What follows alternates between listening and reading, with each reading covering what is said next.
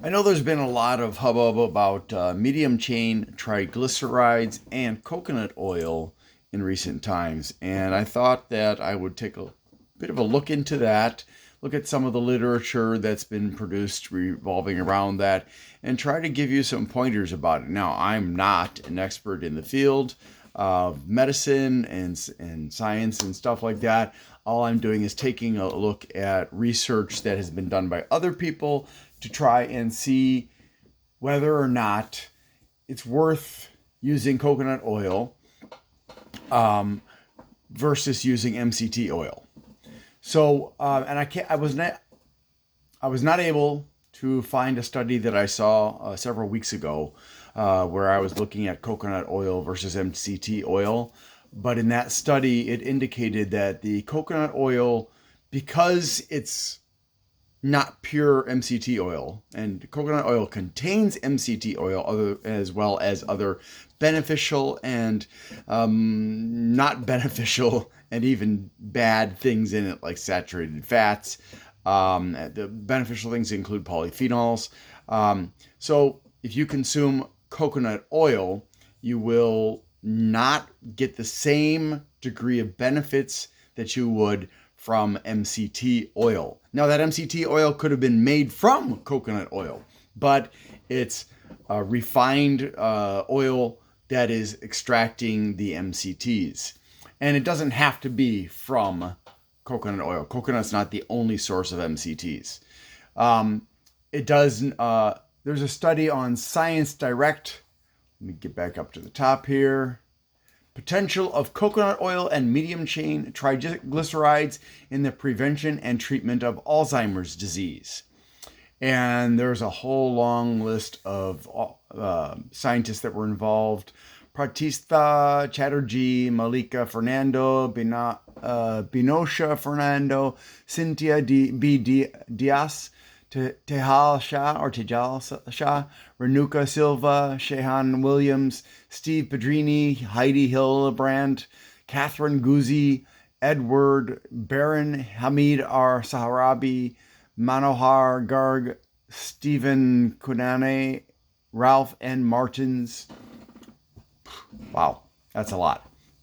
So they looked at it and they did suggest that coconut oil is not as good of a source of MCTs, as I just stated from the other study that I can't locate. They do both show, coconut oil and MCT oil show evidence of neuroprotective properties, and they show evidence of influencing Alzheimer's disease-related risk factors. However, the MCTs do MCT oil does a much better job of it. In a different study, also about Alzheimer's, and this one is on Wiley's website, wiley.com, the Alzheimer's Association. And this one did a study on 20 subjects, average age of 72.6 years, 45% women, 70% university educated, had baseline mini mental state examination of 22.6 out of 30. And then Montreal cognitive assessment of 15.6 out of 30. And baseline cognogram, part 1, 65 to 106, part 2, 48 to 107. Average MCT oil consumption was 1.8 tablespoons per day. 80% remained stable or improved. Longer MCT exposure and age greater than 73 resulted in higher final mini mental state examination and cognogram 1 scores. So what this suggests is that if you get people soon enough, because it doesn't indicate here how long these people were struggling with the symptoms of Alzheimer's or how advanced the Alzheimer's was, just that it was a 6-month randomized, double-blind, placebo-controlled crossover study with 6-month open-label extension in probable AD subjects on stable medications. MCT dose was 42 grams a day or maximum tolerated. Cognition was assessed with those tests that I mentioned already. So it indicates here, as you can see, that in the case of at least Alzheimer's, and presumably maybe it would also help with other things like dementia and Lewy body dementia. I would certainly hope so. I mean, I feel when I found out that Robin Williams killed himself because Lewy body dementia was destroying him, and basically it's like Parkinson's but in reverse, so you get the worst stuff first. It blew me away. It made me very, very sad because he was such an amazing performer, so funny, and seemed like I didn't know him personally, obviously, so I can't talk about his personality off screen, but he seemed like a great guy from on-screen stuff. But then again, Kevin Spacey seems like a great guy on screen, and yet there are, wow. Okay, anyways. So that study seems to indicate that MCTs are good for us. I looked at another study on Wiley from Epilepsia, which is the official journal of the International League Against Epilepsy, where they did look at studies where MCTs were used to manage epilepsy in humans, dogs, and rodents. And the results were that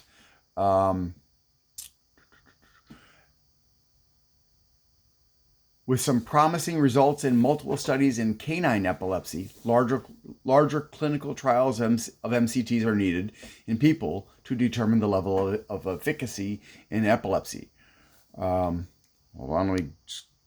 So the indication here is that as far as epilepsy is concerned, MCTs help rodents, dogs, and humans.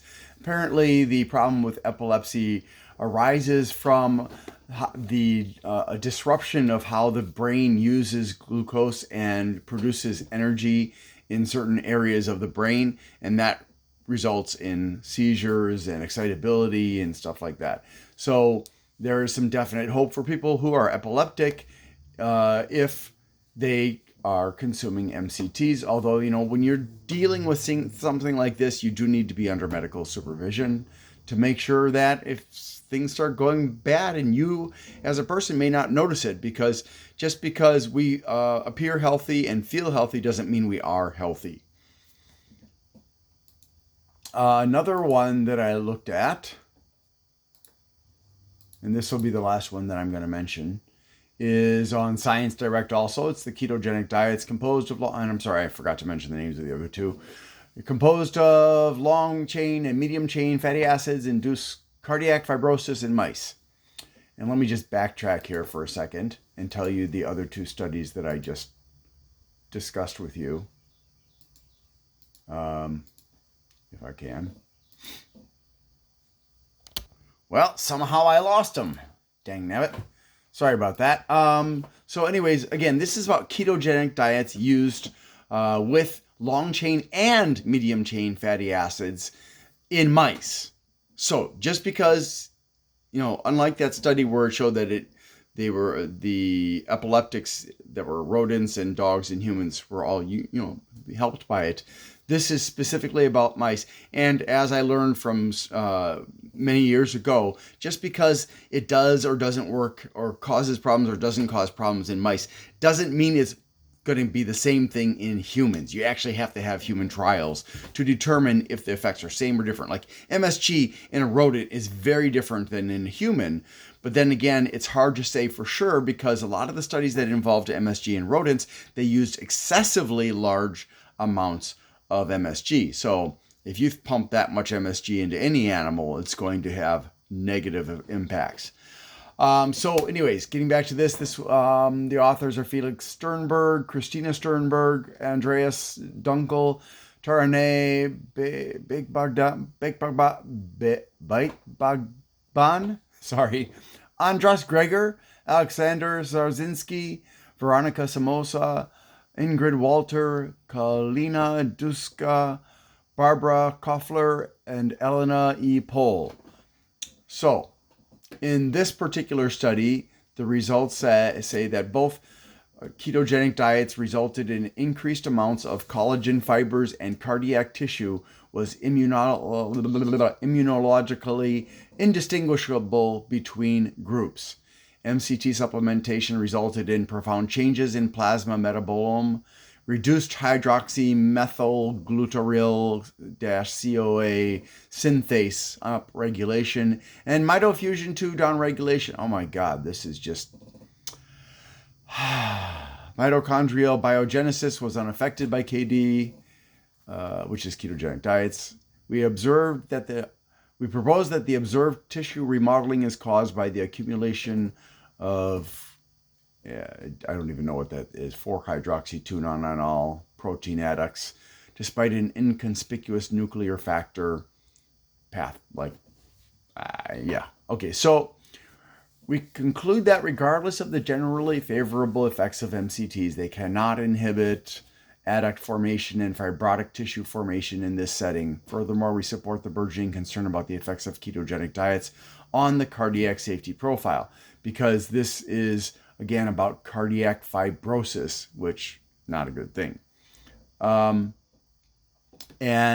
there are some indications that the use in these mice of the long chain and medium chain fatty acids, which isn't exactly the same as long chain and medium chain triglycerides, it's not the same thing, okay?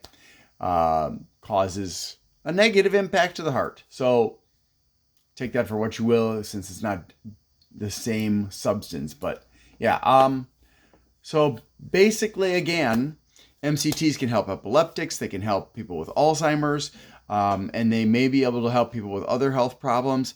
However, consuming coconut oil does not offer the same degree of benefit as pure MCT oil, and you should also take a look at the negative impacts of coconut oil, because number one, it is, having lived in Indonesia and actually seen people making coconut oil, because it's a staple of the Indonesian diet, they create it by getting the coconut milk, and then they heat it up. And as you heat up coconut milk, and you can try this yourself at home, you can go get some coconut cream, and as they heat it up, the milk-ish stuff separates from the oil. So you have the oil on top, and then underneath that, all the white stuff. And the only way you can prevent them from separating is if you were to keep the temperature very low and cook it for a long time. And that's what they do. They have recipes where they use coconut milk or coconut cream, and they cook it for hours and hours. So, and the recipes are just delicious. Indonesia has a very diverse and delicious range of recipes there, some of which I think are better than French food. Sorry, French people. And so that's the process. And unfortunately, an unintended consequence of using heat on oil is that it can introduce trans fats. Now, I don't know to what level trans fats will be introduced into coconut oil when you heat it up, but it is something you need to know. Also, you can get trans fats from eating the fat of cows and other ruminants, because it naturally occurs in them. So, in conclusion, should you be using coconut oil? I would talk to a dietitian or other expert in nutrition to determine whether it's good for you and your particular maladies. Because if you have Alzheimer's or epilepsy, it may be worth pursuing. But if you have other problems like maybe heart disease, it is contraindicated, which means it's not necessarily going to be a good choice for you. If you really are just targeting MCTs, get MCT oil, not coconut oil. So that's pretty much it. I hope that helps. Again, I'm not a medical expert. I just try to do research and try to understand things as best as I can. So please consult an actual expert. Remember, doctors, even specialists, the vast majority of them get about 1 day's worth total, 24 hours worth total of education in nutrition and diet. Unless they decide to take on further education or research on their own, looking at other research even, they don't know any more than we do about most of the topics revolving around diet and nutrition. How do I know this? My cardiologist doesn't know squat. All he could tell me when we discovered all my heart problems is use the Mediterranean diet. I asked, can you give me specific tips? Nope, I don't know anything about nutrition. That's a cardiologist. Now, I do know that pediatrics doctors, pediatricians, actually do get extra education in diet and nutrition, but that is when they are actually doing their internships, their residencies in the hospital, not when they are in university. So they get additional information, but it's specific to children. And what adults need is not the same as what children need. And what older people like myself need is not the same as what younger people need, like maybe you. So just keep that in mind. Thanks for watching, and hope you have a great day.